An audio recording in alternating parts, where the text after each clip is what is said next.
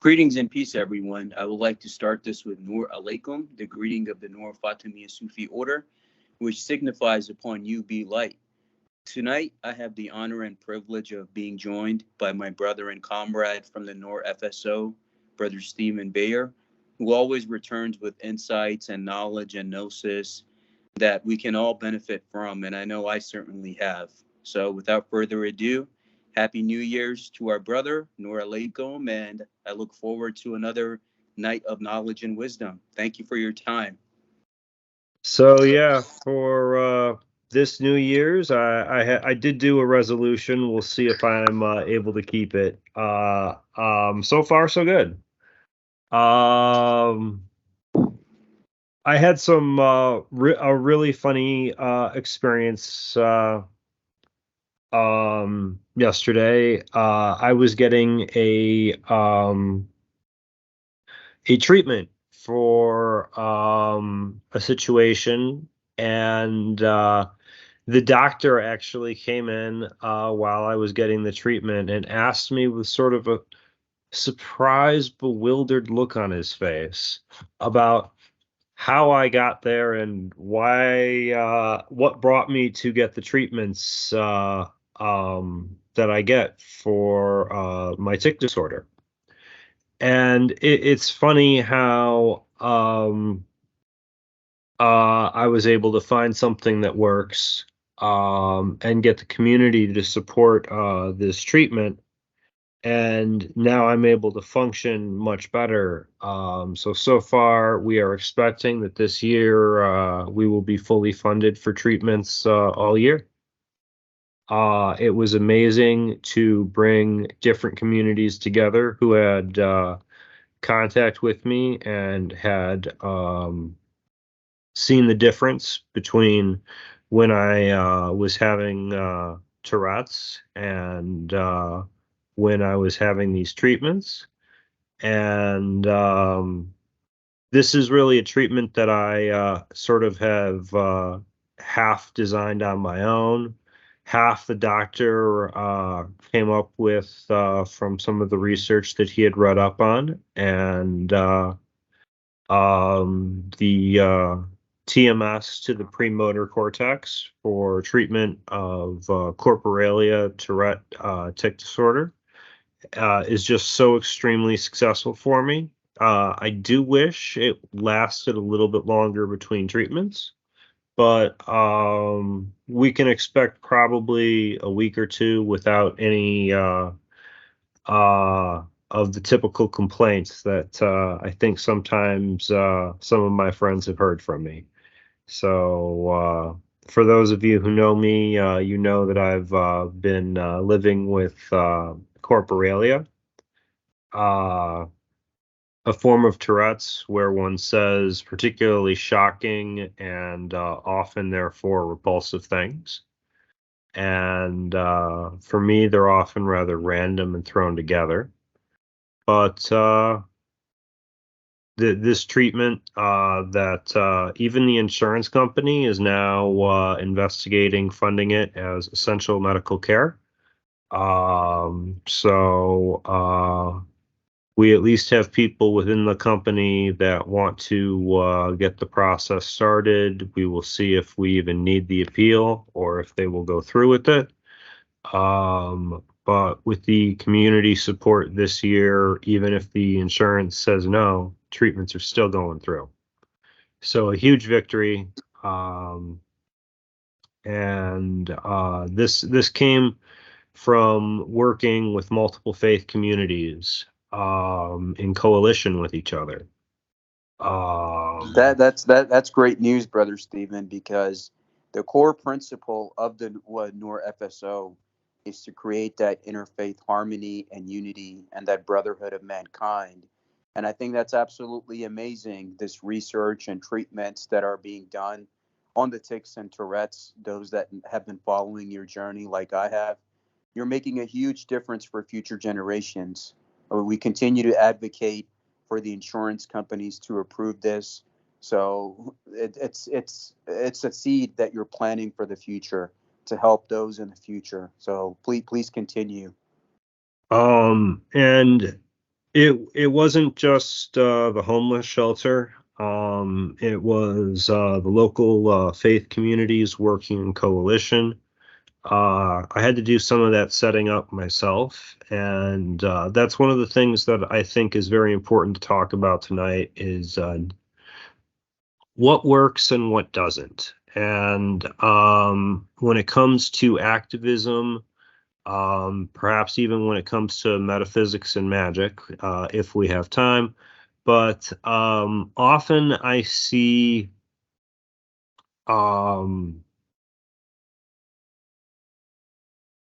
shenanigans, we'll use that term, when at least some of the stuff that gets into the media, and there's bias of why some stuff gets reported and not others. But I'm thinking of some of my experience on best practice when it comes to activism, particularly when it's going to relate around two core issues that are probably going to end up deciding the next election.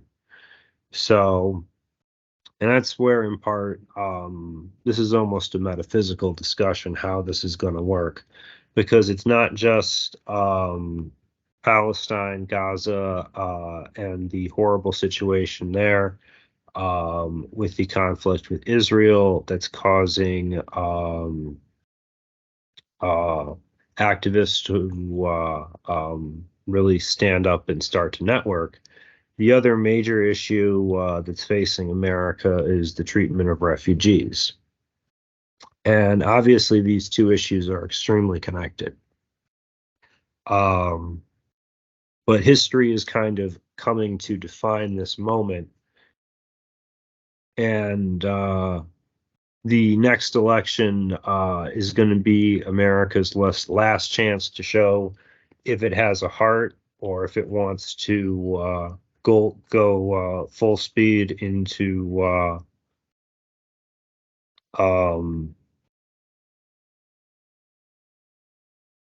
well,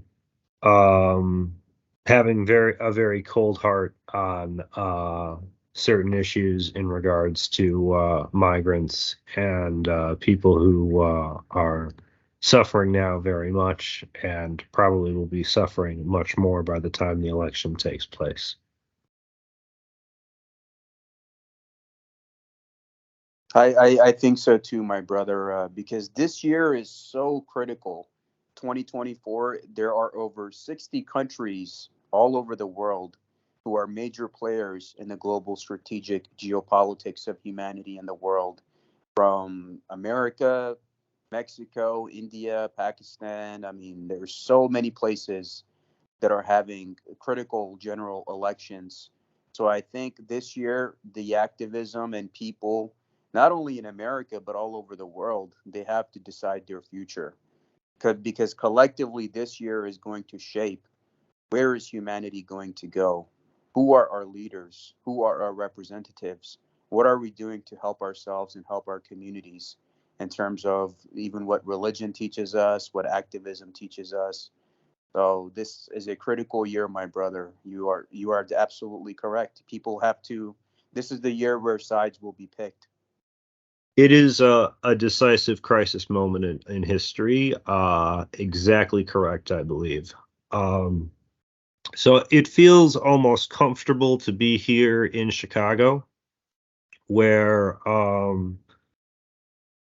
some of the local Jewish community really took the lead on some of the protests that have been set up, and there are a couple of other networks working together for justice and the Palestinian community here. I'm a little bit concerned with how some of it is done, just from my experience in the past with the Occupy Chicago aspect of the Occupy protests and the subsequent NATO summits. Just because of that experience, I like to occasionally remind people of my insights of how the various things happened at that time and what worked real well and what didn't.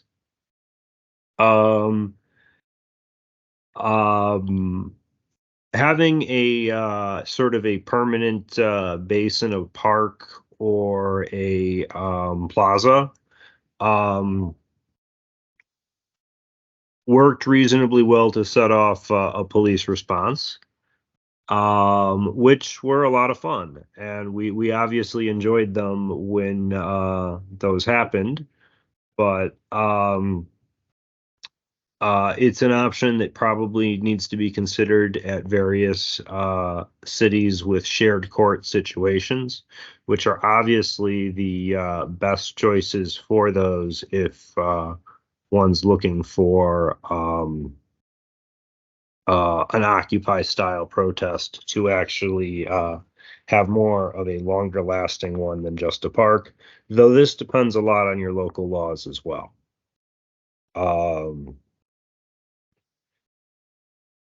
The situation, of course, when it came to the NATO protests after the Occupy one involved people just not being careful and like real silliness.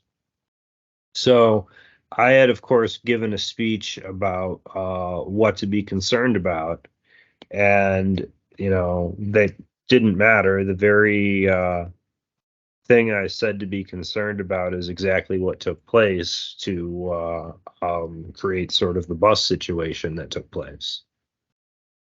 So that's almost definitely going to be done in this coming election year. There's going to be attempts to do that, as there also were very visibly during the Black Lives Matter protests. This type of provocateur tactic is probably going to increase in aggressiveness.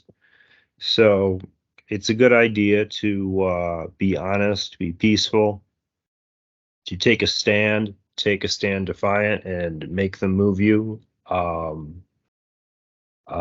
Stand as a wall together, united. But there's no real reason to well, in the case of the NATO summit locally, there's no reason to let the informant bring glass bottles to your meetings and drop them off. Obviously, the officers are waiting right behind to claim those bottles are somehow bombs.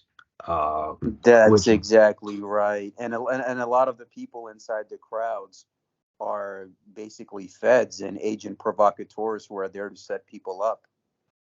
And there will be people who are very eager to do very bad, very stupid ideas and do it in front of the cameras. So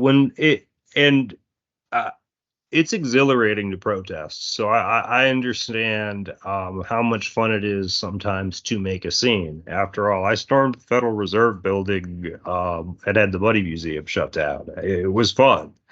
I mean, I really enjoyed that. It wasn't necessarily effective long term. I mean, the museum was shut down for a couple of weeks, but protesting can be a lot of fun.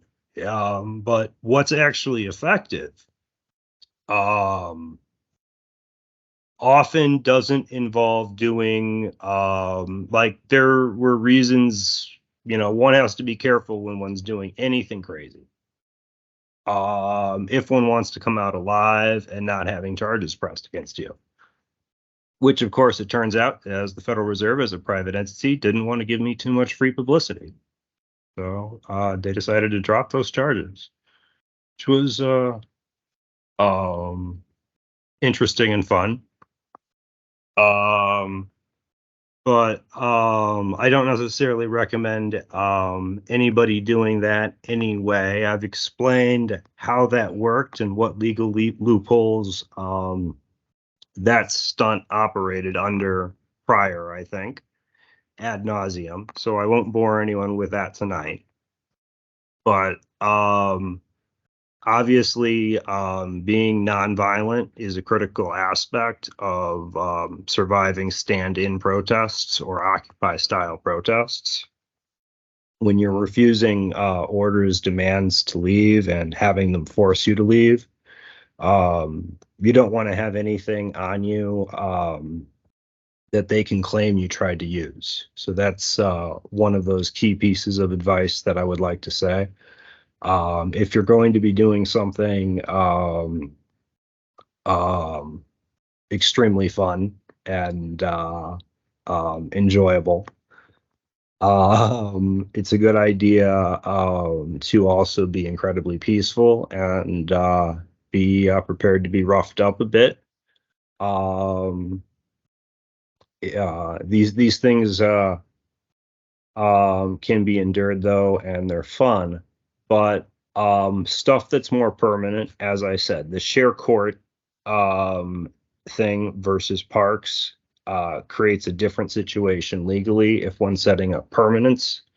Blocking traffic is kind of controversial. I think it's very interesting that the local Jewish community here in Chicago did that recently, and it's really great that they took the stand. I think that it's important for them to take the lead on that, and I wouldn't personally, currently in the current situation,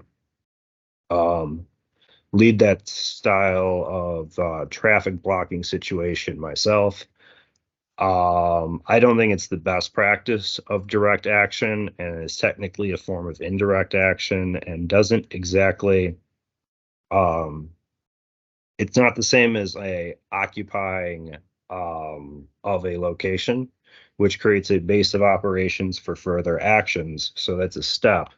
When one's just doing sort of a march, unless one's actually shutting down a building that's like the factory we shut down. That was very easy, of course. The ethanol oxide factory had poisoned enough people that people were willing just to risk arrest. So there were tons of people who were very willing and ready and just wanted to know how to smash what with what.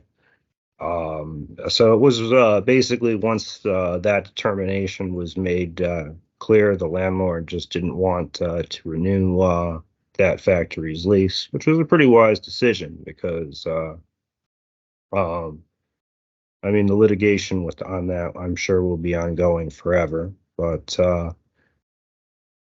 I suppose one of the great things about not having money is the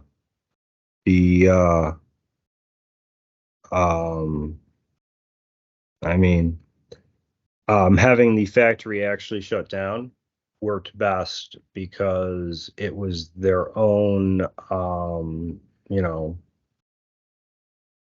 civil action from their landlord that didn't want the continuation of the problem. Once they had hurt that many people who weren't going to survive, unfortunately, it's reading through the old list sometimes of the people who had already been poisoned, and how that factory was right here in the suburbs, right, next to residential areas, and how it was thousands of times over the limit of what it was supposed to be polluting. A lot of people were hurt and are no longer with us. But that type of courage and direct action is necessary in certain circumstances. Blocking traffic generally isn't going to get you lots of friends and isn't going to really escalate in the right action most of the time. But I do have to say, sometimes blocking traffic just to block traffic can be a good show of force, and it can be an enjoyable tactic. So one has to do that on a case-by-case basis. And in general, though, I think blocking traffic is being promoted a lot by provocateurs themselves at this point, and that actual activists need to look to creating something semi-permanent, something that's lasting, and things that rally support as opposed to inconvenience workers who need to be in solidarity with change for it to be effective. Stuff that harms workers isn't going to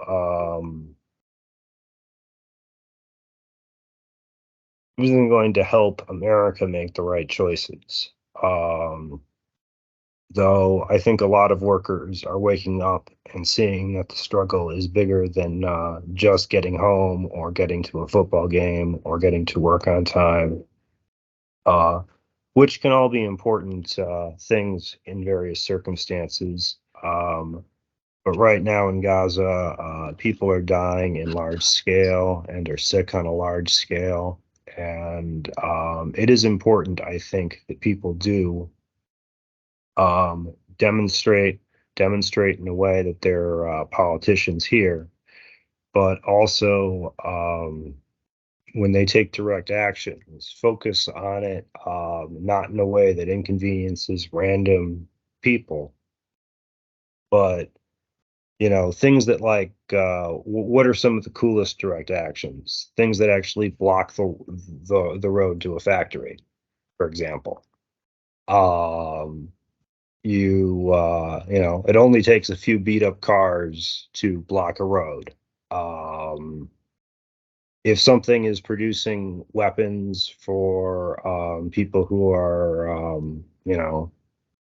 supporting Russia, I think people would want it shut down. The same general principle applies elsewhere, one could say. And direct action on the streets. The streets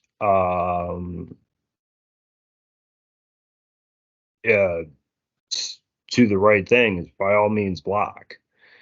Some of the stuff I've seen recently in the news makes me question how effective it's going to be long term and how long lasting it is, because my estimation is that while there's a lot of people mobilized, there is um,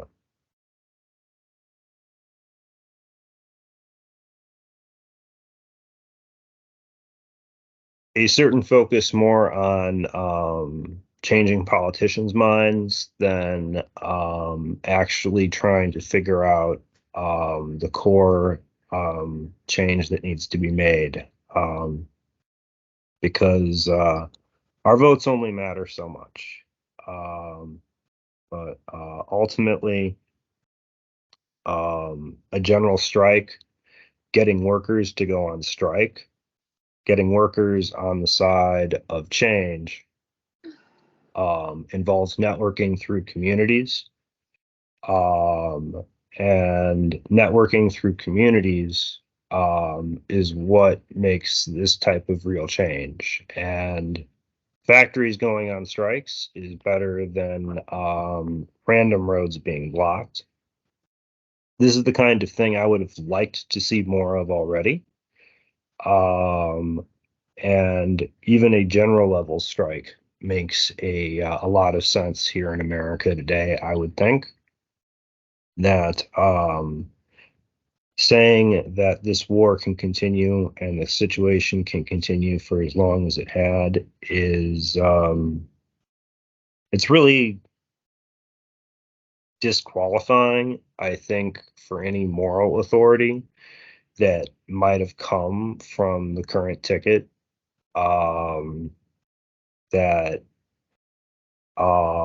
you're only left with sort of lesser of two evil arguments when you're facing the level of an action and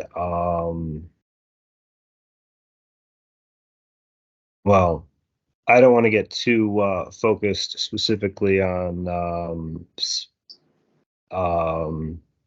but I would say that America has a lot to be ashamed of in this crisis. And Well, it definitely does, because if you remember the UN resolution voting against the ceasefire, all majority of the world's countries and leaderships voted for the ceasefire to allow humanitarian aid to help the people of Gaza, while the U.S. and it was 10 other countries who voted no. So it Yeah. shows you who's really the villain and who's really the bad guy since day We're one, since the time of the Native American genocide and the imperialism and colonization that the world has seen from the West. So people are kind of waking up to that. And even here in the elections, over 60 countries are having global elections. So people are waking up, like who's supporting who, who's doing the right thing for humanity. So this year is going to be critical for humanity's future. And I hope people make the right choice. Like you said, with the protest, they have to be mindful of the consequences and look at everything from an individual case scenario on the concept of blocking traffic or protesting outside of buildings. And they have to look at everything on an individual basis. You're absolutely right, my brother.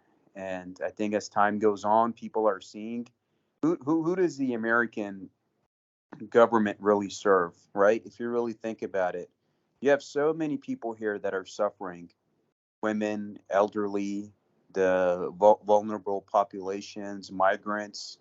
The school districts are underfunded. Veterans need help. So, but $5 billion of American taxpayer money is going to Israel every year, so they could have free health care and the benefits. For what? And why are all of these dual citizens serving in the American government? So people are saying, who is your loyalty to the American people or to Israel, the Zionist? So people are waking up to that, and people are saying enough of our taxpayer money going to these people. And in terms of going forward, they're saying, like, how come the Democrats and Republicans quickly come together with this and pass laws and bills in favor of Israel, but when it comes to the American people, they waste 4 years of their terms just arguing, saying that, hey, the Democrats are not allowing me to do anything. Then the Democrats say the Republicans are not allowing us to do anything. But when it comes to Israel, overnight they pass bills and laws and fundings. So people are waking up to a lot of the BS that's been happening in front of their eyes, and they had enough. I hope so. It's a large question you asked. Why this money's going there, and it's part of the so-called Camp David deal, where a lot of money goes to both Egypt and Israel, and we have troops in there perpetually. And we enable an enormous amount of a nightmare situation, but it creates an enormous corrupt interest group, such as the famous gold bars to what was this congressperson, congressman, I believe, was getting gold bars from Egypt. Nothing like gold bars from Africa to America's politicians. But this stuff gets recycled through that deal, and there's a lot of corruption that comes out of this exchange of foreign aid to the status quo. Why Gaza is trapped between a rock and a hard place. And America has money on both sides of that conflict, and things aren't getting better. It's amazing how much corporation and capitalism has made the interests beyond just national boundaries, how corrupt and large collaboration with the United States at the corporate level can be. And they're already planning how to make more money off. Just like you can buy land on the moon, I believe they're already. You can see people trying to sell land in Gaza that isn't even occupied yet. We will see how those economic plans go. Certainly, it is my prayer that they come to failure. But like some of the plans that seem to be coming forward include resettlement of all things, which I wouldn't have thought it would even be proposable. But the line between what's proposable and what even the villains would have kept secret seems to have changed in the last few years. I don't know. Maybe there's something in the water and it's just harder to keep a secret. Yeah, that's right, brother. And 2024 is the year of the dragon energy, and the dragons signifies that change that will come. Because in my home country of Pakistan, they have elections in February, which will be super critical to the geopolitics of that world and the region that it embodies. Same with India, who's one of the leading figures in the world. Same thing with America, Mexico. India, for whatever reason, I don't know the economics behind this.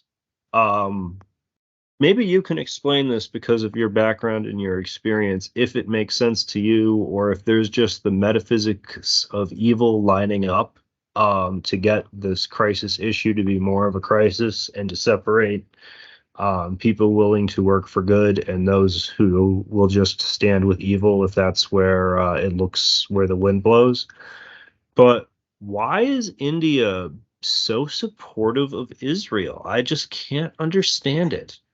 Well, it's the ideology of the Hindutva, who are Hindu extremists, which aligns with Zionism.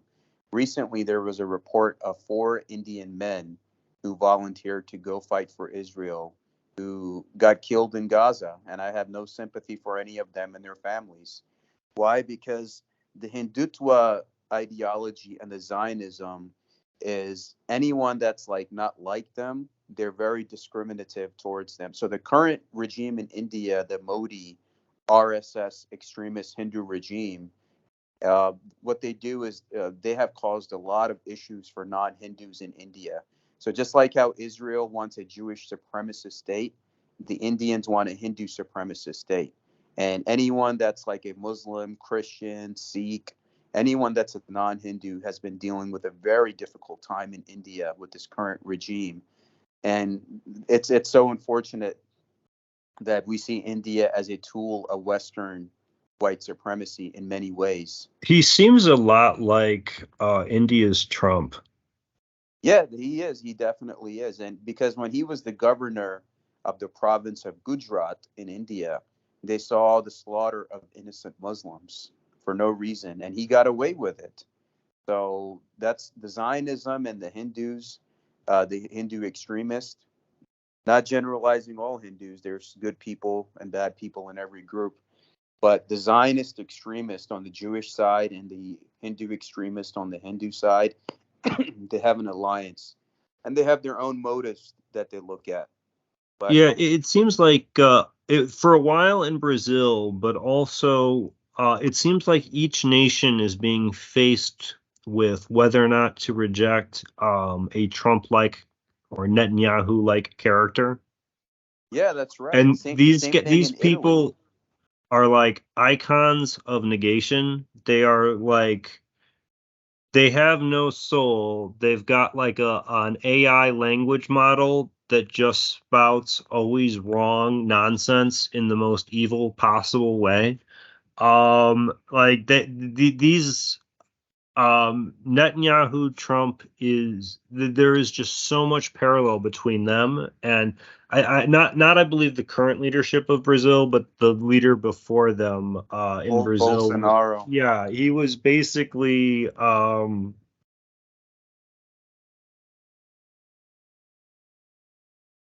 like I, I can only compare it to what I know and say there was something sort of Trumpish about it. But like these guys are e-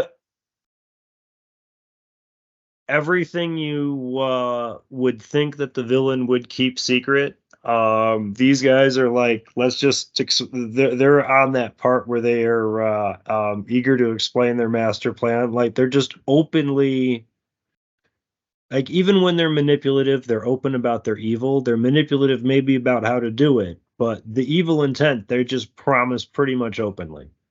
Yeah, And that's exactly right. And that's why with India, since India is a major geopolitical player in that part of the world, the good Hindus of India and the non-Hindus are rallying together to get this Modi guy out of power, which will be a big breath of fresh air for that region, which will impact the world.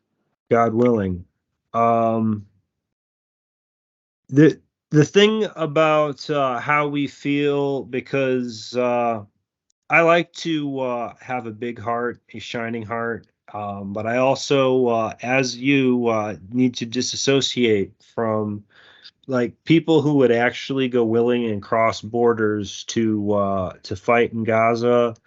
That's amazing. That's amazing that those people were willing to do that from India, and I also have to disassociate my feelings. My compassion and empathy can't be for people who are biting and destroying and making the problems worse. So, on somebody who would make that kind of a choice and a decision, I'm sure in some levels you could see some levels of duress, but nothing can explain that level of collaboration. That level of Stockholm syndrome is a clear and present danger, even if there was I mean, I understand the leadership of their country is insane at the moment, Yes. and there is brutality, but I do think there is responsibility for following regimes that are collaborating with crimes against the earth. And so, I'll give the British Empire a pass on Dresden, you know? So. Everything else will hold them accountable for that, but not so much on that. That was okay. Um, the you know, there is a serious problem with not taking a stand when there's a time to take a stand. And instead of these people challenging the problem in their home country, they decided to collaborate with it, cross borders, and to fight on the side of brutality. So when this happens, there's some of the metaphysics of evil that someone has to work with. Um, Exactly. And look at it this way, brother Stephen. You're absolutely right. And there is no argument against that. And look at it this way. There are over 10,000 American Jews, and I believe the same number from the British side, that volunteered to go fight in the IDF to commit the war crimes that they did. And now they all get to peacefully come home. How's that possible? And my credit to South Africa for bringing up Israel on war crime charges on the ICC, International Criminal Court in The Hague.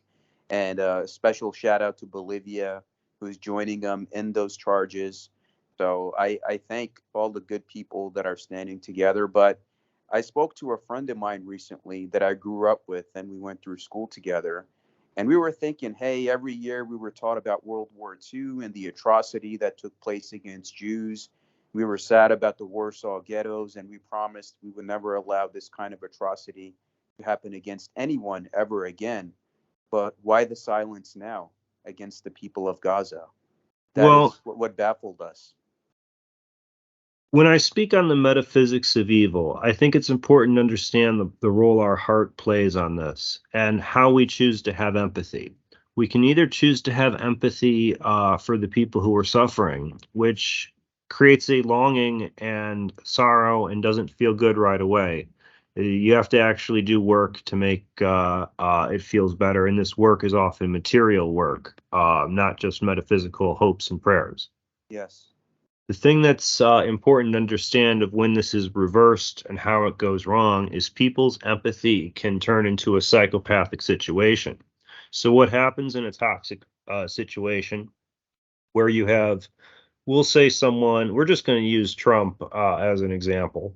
Um, People use their empathy with Trump to enjoy his power. So, power feels good and it feels good now. So when people choose to turn their empathy away from the people who are actually suffering, who actually matter, and to put it on the powerful, they can feel good and they can feel powerful and they can feel rewarded for their collaborations, which is why it is a good idea to disassociate your compassion from people who collaborate, because trying to be friends with these people will ensnare you into that web even more, make one even more chained in the cave, and stop one being able to have your prayers answered, your hopes and dreams achieved. And for that, I certainly want there to be peace in Ukraine, peace in Gaza, and changing government for the people of India so they can have peace, which they certainly need as well. And it is the champions of nations that are taking a stand and calling for a ceasefire. And no surprise, America is not on that list. Yes, my brother, that's definitely true. And people are waking up and realizing that where we were always the bad guys since day one with the Patriot programming that they instilled in us, the lust for war and patriotism, people are waking up to that. And that's why the good news that I have to share is that military recruitment is at an all time low. And Generation Z and Alpha and the ones after them, they're more connected now. The internet has a lot of good to be credited with as well for the activism and just getting the stuff out there. And they're like, no, I'm not dealing with it anymore. I'm not supporting the military industrial complex. I don't want these recruiters showing up at my school, in my communities. So the new generation, I've gotten really inspired from them. The progress, like it was the progress in people taking a stand visibly is huge. Yes, sir. I remember like I remember times where I was the only white guy, and now the marches I'm seeing, you know, I'm seeing college students of all, quite a lot of diversity, and that there's quite a few Americans who have learned from their experience in college to resist the Patriot programming and are saying, there's something wrong here. We've got to call for something different. And Exactly. And I think that's the amazing thing about it all. we're seeing here in Chicago, I don't know, I've seen, different communities have taken different stands in different places.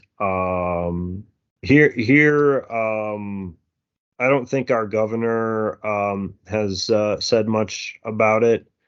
I'll have to look that up. What has Governor Pritzker said about the ceasefire possible?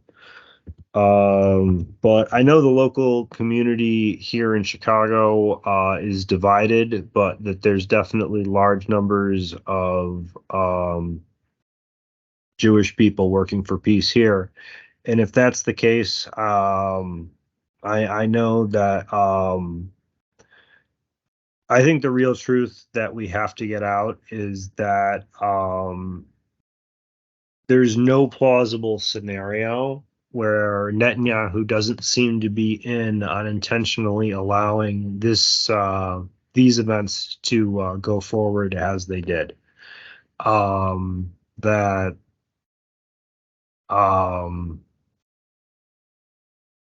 he is the ultimate architect of the defensive battle that took place and set himself in the situation so that he can accomplish what he wants to.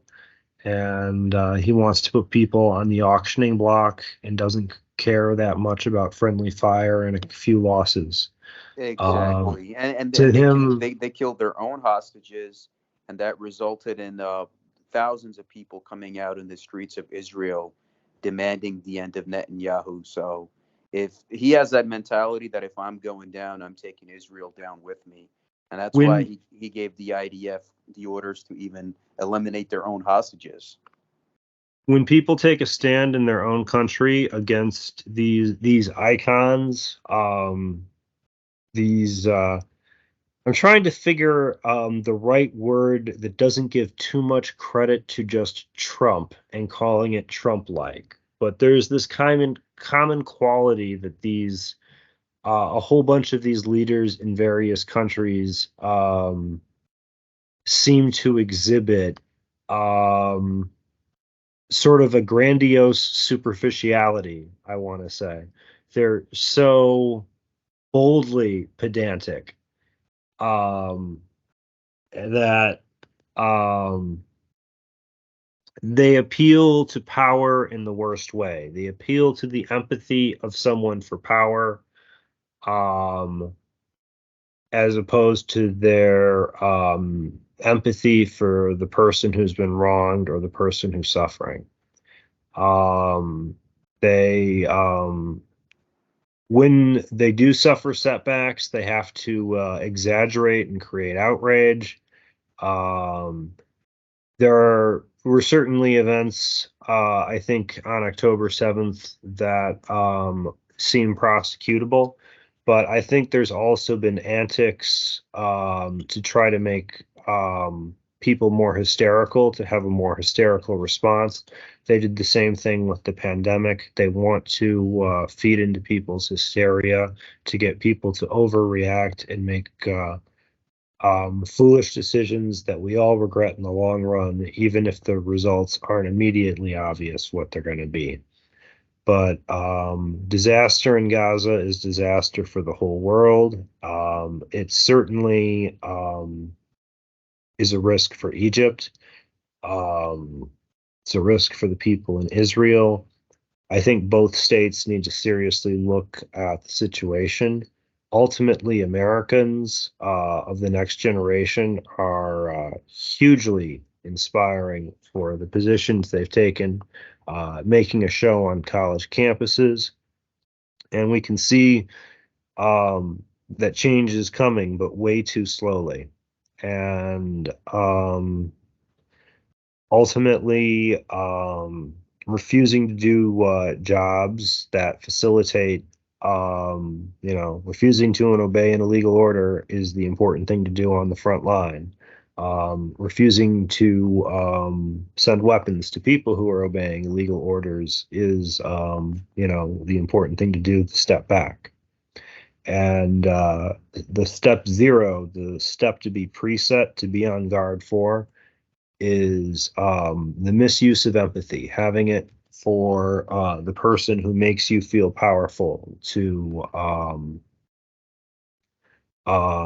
use temptation in a vicarious way, where Trump's bizarre antics seem almost dashing to his supporters. It's hard to describe what qualities there are in this negating icon that someone can admire, other that when they abuse their power because of their cold-hearted superficiality, um, it people enjoy the feeling of power and they can get off on watching them misuse power and solve problems in brutally short-sighted ways, even if the consequences come back to haunt the entire planet. Um, Well, that's exactly right, and I think you hit a very important point when there's the concept of peaceful non-compliance. So there's the concept that if people just protested and said no more, we're not having it no more.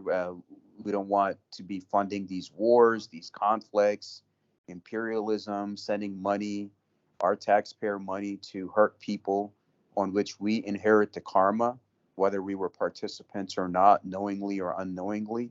People are metaphysically waking up to that reality and saying, oh, why is America in the current condition that it is? Because you do technically inherit that karma, all of America and its citizens. And that's why it's the duty of every single citizen, whether they served in the military or not, whether they supported the wars or not. Technically, you did inherit that karma because of your taxpayer money that was being used to hurt innocent people. So technically, you did took a part in it. People are metaphysically and magically are waking up to that fact, and they're protesting outside of the government buildings in Washington, D.C. I've seen Jewish leaders get arrested outside of the White House. And in New York City, people are just protesting and coming together. And it's a peaceful non-compliance. And I think we're going to see more of that as this year is a very critical year for over 60 plus countries that are having elections, and people are now deciding which side that they're going to be on and what is going to be the future of humanity going forward. Because God forbid if the 2024 elections in America go south for any reason and the bad people get in power, I think this might be the last chance that people have. Well, I'd say sad but true, but it's almost good that this is the last chance because of the level that things have gotten. The metaphysics of evil here that I think is important to notice is that the antics of our Texas governor has made sort of a national issue during an election year, and this is going to we're going to see, I think, more plainly which people are xenophobic and ethnocentric. And that dividing line is going to be becoming more and more obvious. And there's going to be, at the same time, an attempt to normalize that obvious divide and act like, well, we can disagree on some things, but you're going to have to let, evil people run the government. And it's like, no, we can agree on clean water is okay, but we're still not going to give power to a government that wants to enable and collaborate this growing trend of power fueled empathy abusing strongmen leaders who ensnare crowds by appealing to tempting the worst nature in them and entice a sickening level of compliance. Direct action to resist those that collaborate with this is absolutely called for. We need to make that message clear, I think. Yes. Blocking and stopping um, is the first step. And I feel now that I am in much better health than I was just a few weeks ago when I was in need of treatment, that I'm going to be looking for more and better opportunities to see what kind of a difference I can make in a practical level. And I say this from a materialist perspective. Even though I do talk about the metaphysics here an awful lot, that the material action and what one also refuses to choose to do um, are going to be the key things. Is that only so much of our prayers will be answered. Some of the physical work will need to be done.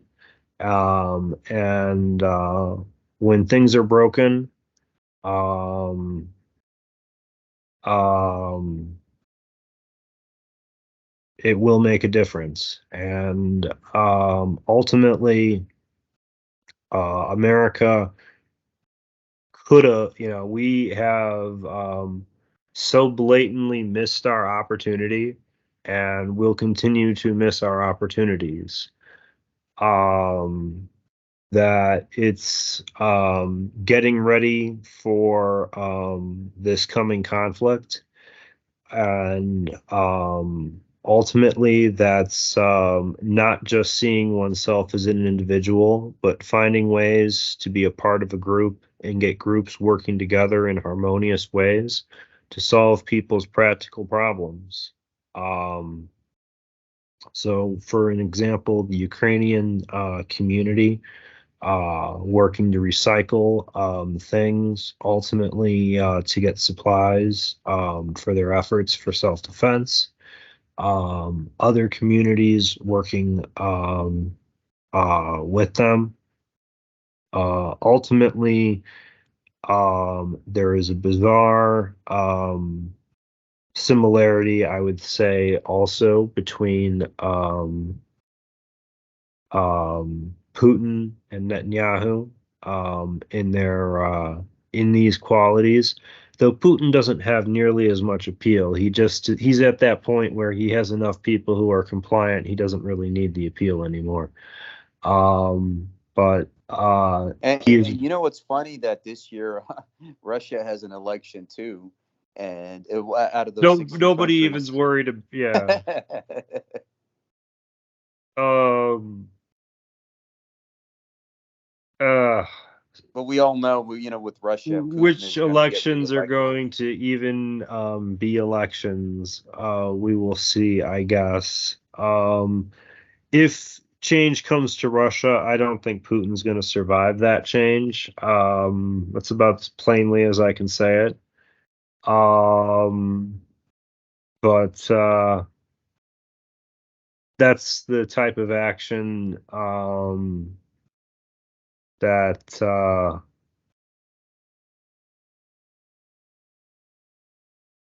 will probably need to be seen before he would ever change course.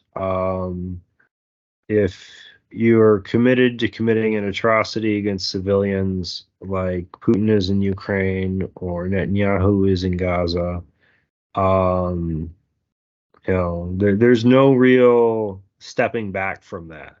Um, there's no Darth Vader moment where he's like, "Oh, I have a son. I won't be evil." No. Oh, I thought Star Wars is cool and all, but George Lucas had some bad writers for that moment and just sort of abbreviated the storyline that made no sense. Oh yes, Um, speaking of Star Wars, my brother, they stole all of their stuff from Sufism and Islamic mysticism. If you look at all of the characters and the concept of what is a Jedi, comes from the Arabic word El Jedi, which means the master of the way. And the concept of all of these characters, General Grievous, and so much mysticism that they've taken from Sufism, but without giving Sufism any credit. um, I don't know. I thought Lucas had given some credit to that source. Perhaps I'm wrong on that. I don't think Disney has necessarily, but I think um, some of the things I do definitely like about Star Wars come from the prequel trilogy, showing a republic falling into tyranny. Lucas has shown some support for communist ideology in his statements, and in his commentary about Star Wars, he mentions how he put things that were kind of meant to appeal to that into like why it's a forest moon. Originally, apparently, it wasn't going to be the Battle of Endor. Up until the holiday special, it was going to be on the Wookiee homeworld. But why there were these jungle battles that the heroes were fighting against the Empire in was sort of how but yeah, I'm sure not nearly enough credit for some of the success and the details has gone to who've inspired it. But I think it is actually important for people to be in contact with the myths and legends that I don't think it's a bad thing to take time. Some people insist that it's idle time that should not be spent to play video games. I don't think I actually have played Baldur's Gate 3, but I actually did buy a copy. So that was my gift to myself.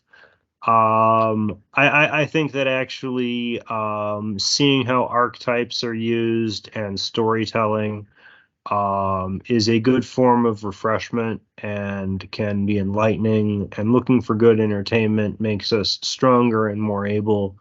At the same time, though, there's a limit to how much comic books are going to teach us. Once again, I'm going to have to return to hucksterism and materialism, and one should, one doesn't have to. I've heard some people have said that, well, the bad guy at the Battle of Karbala liked to play chess, so therefore I won't play any board games.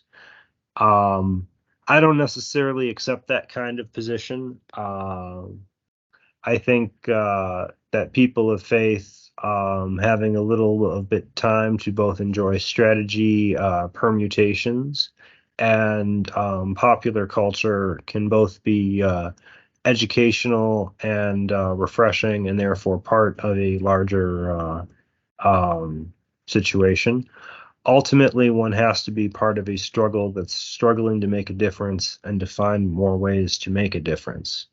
Ultimately, as much hope as I'm getting from the next generation, as much as hope has increased faster than it was before, it's not getting faster fast enough.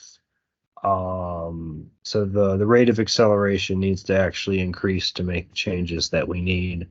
And getting more people, more workers on the side of change ultimately is what makes the difference. Um, if you see somebody who's starting to empathize with power, try to take a step and intervene in that. Um, don't wait when somebody's gloating and putting their empathy for it's a temptation that a lot of people do. Maybe they don't have much power in their own life. You'll see working class people succumb to this, who are hardworking, but therefore want things to be better and are looking for things to blame. And therefore, these evil leaders, who in Putin's case doesn't really need the support, but in some of these other leaders' cases actually need the support of the masses, the way they are able to get it when they need it, is appealing Yes. to that dark side of power feeling good and using empathy in a twisted way. So we want to use our empathy for a ultimate guide for making material connections that help those who are powerless and those who need help, not to set our sympathy with those who feel good with their entitlements, who are collaborating with the system, which is often where this misalignment of one's empathy takes place. I'm coining so many great collections of words today. Um, but when people set their hearts in the right place, they can make a difference, and small differences can add up over time. Ultimately, the acceleration needs to be increased, and it needs to be increased now and fast. So, I, um, I, I think so too, my brother, and I agree with you completely. There is a moment of reflection, I believe, that all of us can take away from the gnosis that you offered, and just sit down and reflect. Just sit down and look at your family and think about it. Where's the future of your city, of your state, of your country going in this very, very critical year for so many different nations and countries in the world? And people have to decide, okay, what side am I on? Who do I represent? What are my values? What kind of future am I passing on to the next generation? And you're right, the next generation, the Generation Z and Alpha, have inspired me very much as a millennial to see them resisting the concept of not joining the military, to hold their leaders accountable, to be out there protesting, to challenge conditions, anything such as employment, landlords, insurance, the medical system, the tax system, the education system. There is a big, great shift that we will witness in our lifetimes, hopefully, if we live long enough to see that. But from now until the next century, these coming generations are going to make a big, big difference. And I'm honored. You're right. I mean, these small differences and seeds that we are planting, hopefully one day they will become a large scale forest of trees and canopies, which will be a canopy of peace rather than war and injustice. So yeah, the way things are lining up right now, if you see somebody whose heart's in the wrong place about refugees, you can guarantee that he's going to end up probably being in the wrong place on ceasefires, and probably somehow simultaneously, even though it makes no sense and is inherently contradictory, except when one sees that empathy of power, be totally okay with letting Putin getting away with anything. Yeah, These dark forces unfortunately. will line up, and it won't even seem possible. It will seem like evil should fight among itself more.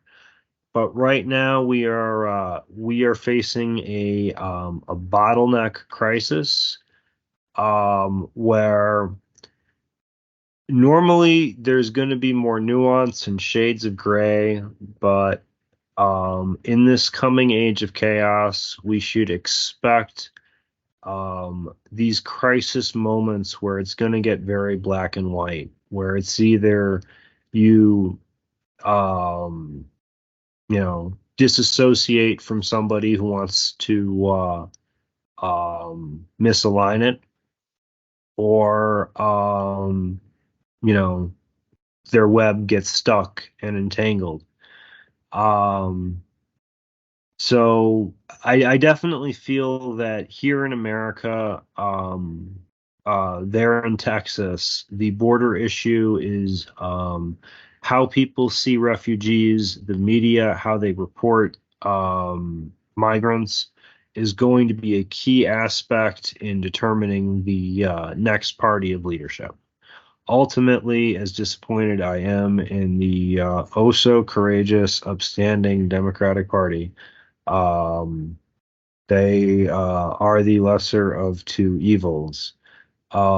We still have to call them to do more, but if people are siding with Republicans on almost any issue, with probably the sole exception of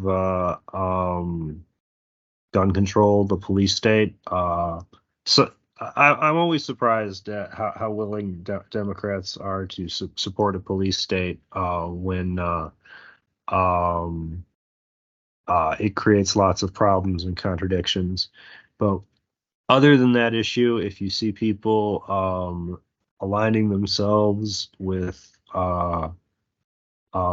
current Republican candidates, I think this is going on during the debate. I don't know if the debate's still ongoing, but pretty much every one of them is either a killer, like Chris Christie, who closed a bridge and blocked an ambulance from saving a woman's life because he wanted to punish some of his constituents who didn't support him.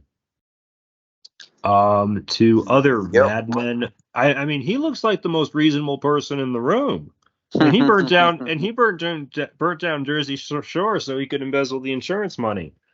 Sue me. Yeah, Oh, that's right. He's got that whole New York, New Jersey mob mentality that I'm gonna get what I want, and I don't care who I hurt in the process. he is a nightmare of corruption, and somehow he looks more reasonable than some of the other madmen he is next to. And it's only because he's next to people who are like absolutely still like he still has, I guess, some of that instinct to hide his evilness and like have a poker face about it. Oh yeah, But yeah, definitely. he clearly has been on the side of evil again and again, but he still is into the I'm going to try and make it look good. The other guys aren't even trying to make it look good. They're like, I will make you feel good by being evil. Yep. And it's that dark empathy where it's gone badly, where it would be like sympathizing for the people who died in Gaza, who were collaborating from India. It's like that's not what sympathy is for. I didn't have Exactly. a heart and a compassion to care about somebody who was receiving financial payment to help somebody kill someone who's already been forced out of their home. And they don't even seem to be targeting. if they were doing a rescue mission and it was actually a well thought out rescue mission for a hostage, I think the hostages should be exchanged as quickly as possible, and there needs to be concern for hostages' safety. But that's not even what the mission seems to be. Netanyahu seems to be creating facts on the ground to create a permanent change by leveling large amounts of civilian areas. And he seems to be in the interest of displacing people and creating that in a more permanent level, which, as explicitly as criminal as that is, we're seeing the incredible nerfiness, that spongy gooiness of international law, which does it sometimes seem like international law is like the wacky waving inflatable arm flailing tube man? Like it doesn't do anything. It sometimes gets attention, but it's like the ultimate expression of indirect action. Yep, But that's exactly what it is when you go past a used a car lot and they have those things floating around. That's it, it they break international law left and right, and we can't even get international law to say, could you please stop that? exactly. And people are seeing how useless the UN really is at the end of the day, where It the keeps a UN lot of rich people in New York a little bit richer. exactly. So the UN is basically, if it serves Western white supremacy and the imperialism of the global agenda, then they get stuff done. But if it doesn't, then it's practically useless. Just like when Colin Powell went and said, "Oh, they had weapons of mass destruction and all of that stuff that they did," they were able to quickly pass international coalitions to declare war on Iraq. People who had nothing to do with 9/11.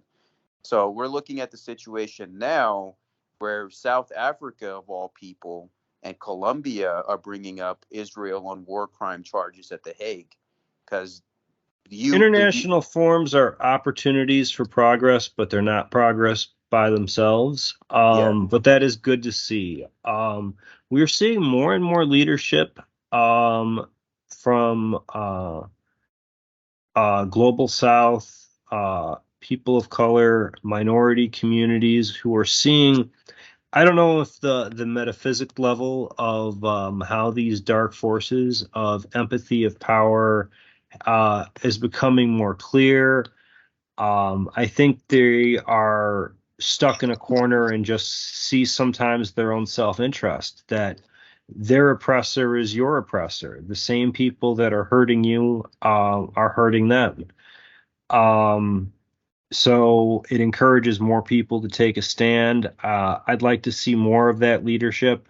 I'm seeing I mean, I'm getting older. I'm needing more treatments. I'm not going to be around forever. I mean, I feel like I'm going to be around forever, but I know I'm not.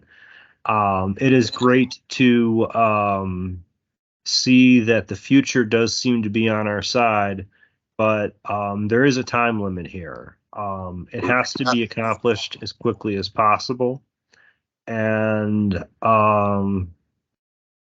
we have to make sure that the connections of this evil, because the same people who are anti-immigrant are enthusiastic supporters of Netanyahu, and yep, somehow soft on Putin.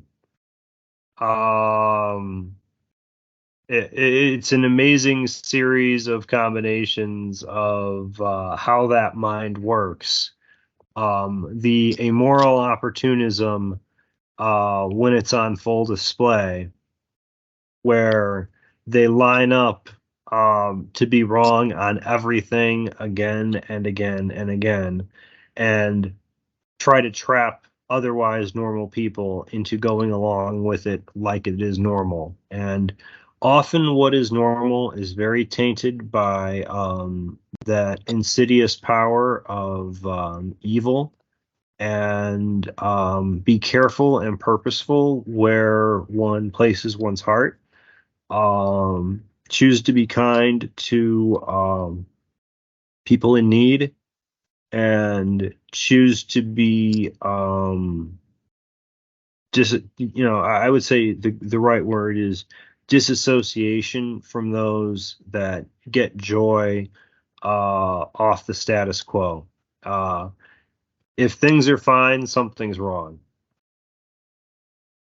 because things are not fine, not for the planet, not for the immediate people suffering from conflict zones, and not as we see the appeal of power infecting our systems and rendering the safeguards nerfed.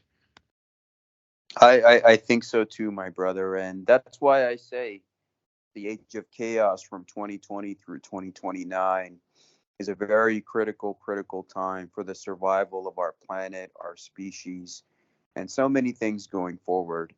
This is a time where we will see people pick sides. We will see people for who they are.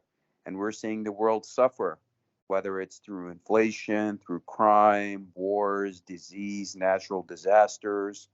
People here in America who are even working with professional backgrounds, even if they have 2 to 3 incomes per household, they're still barely getting by.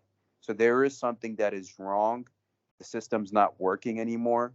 And this has caused people to wake up and say, enough is enough.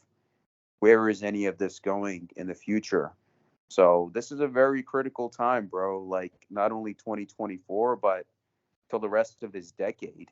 This world is going to be completely changed, either for the good or for the worst, by the time we enter the 2030s.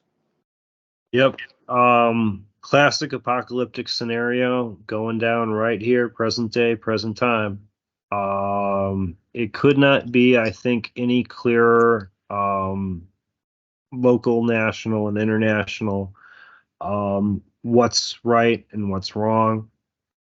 And really, if one sets, and I understand some people, they've got their small circle of friends that they care about. They care about somebody, and they don't need anything else at the moment because they got their hands full with what they have.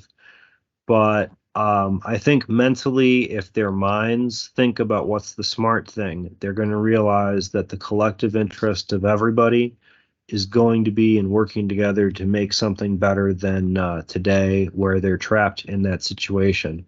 If you're checkmated in that situation, that doesn't mean support things are fine. It means find ways to unite to make things better than fine. Because if you're fine with the destruction of populations and conflict zones, and fine with the destruction of the planet, and with the economic entrapment that's created by the debt system, well, it's time for some optimism to hope for better for all of those things, because all of these things are caused by things that we can change. This is an apocalyptic scenario not brought on by a gamma ray pulse, not brought on by a supernova or an asteroid. It's brought on by people making bad choices and having their hearts on weakness by collaborating with power and being enticed into feeling good and enjoying feeling strong when they're being strong for bad as opposed to being strong for good. So that type of path is what needs to be changed when one sees it in these local communities where we live and work. So for anybody who's listening, it's one of these times where bringing more people together now, wherever you are, who are of right mind and right heart, who want to make a difference, people who want to, and it is enjoyable being an activist, I have to say. But it's not just about doing stunts for attention. As fun as it is, it's about finding ways to make a tangible, practical, materialistic change, not just an ideological stunt. Um, Facts on the ground are what matter. Facts on the ground is what the enemy is after. And they will be content to keep you entwined in debate um, while they take action. So I don't want to use up any more of the time, which is precious. Uh, but unless you have anything else that you needed. Um, Yeah, uh, you're absolutely right, Brother Stephen. And I believe that the gnosis that you've offered in this episode is absolutely important. And I hope people that listened are able to take away from the wisdom and the love and the insights that you have given to humanity, to those in this audience. And please, until next time, if there's any concluding thoughts you have, or if there's anything I failed to ask you, please, the floor is yours. well, I wanted to express my support for you in your leadership role for North America, which has been outstanding. And uh, say that I'm happy and overjoyed by the support that I've received from those around me to help me to recover and to keep the recovery going this time. It's great to be able to talk and not interrupt myself. And the more people that you are able to reach, you have a great message, you have a great heart, and you know not to let others trap you or lead you by either your mind or your heart. You have it set on the right course and the right path. Um,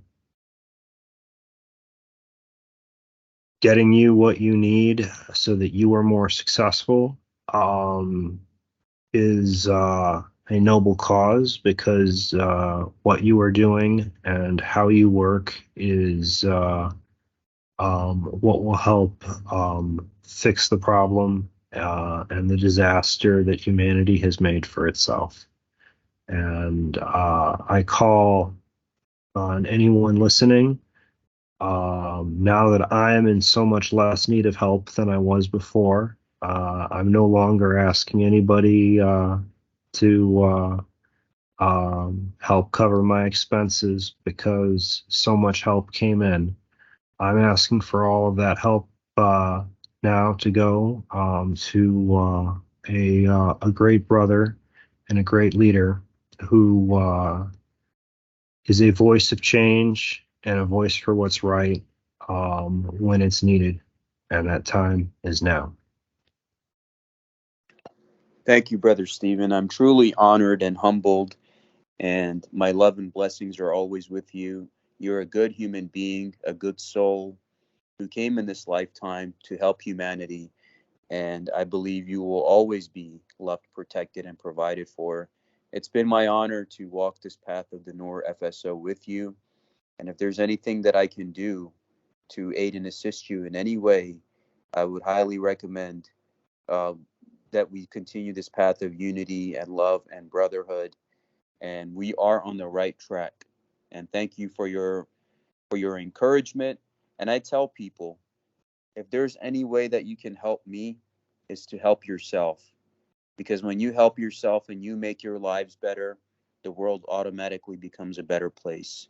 Go to your local church, go to your local food bank. I've even seen here in my local area, so many people here are suffering from the lack of food and the lack of supplies. Go volunteer at a nonprofit, at least few hours a week if it's possible for you to do so. Go help someone and make a difference in their lives. If you can do that, especially in America where so many people are vulnerable at the moment, you would be doing a great service to me and the NOR FSO, which tells us to uplift fallen humanity. through activism, through volunteer work, through donations, any which way you can help your fellow man, do it. That would be my message. And Brother Stephen, I always thank you, my brother. Thank you for all that you do. I'm really grateful for you, the NUR FSO, our Grand Sheikh Wahid Azal. And if there's anything that I can do to be of service, please do not hesitate to let me know. And until our next time, our next podcast, much love to you and yours, my brother. Nur alaikum. Alaikum Nur.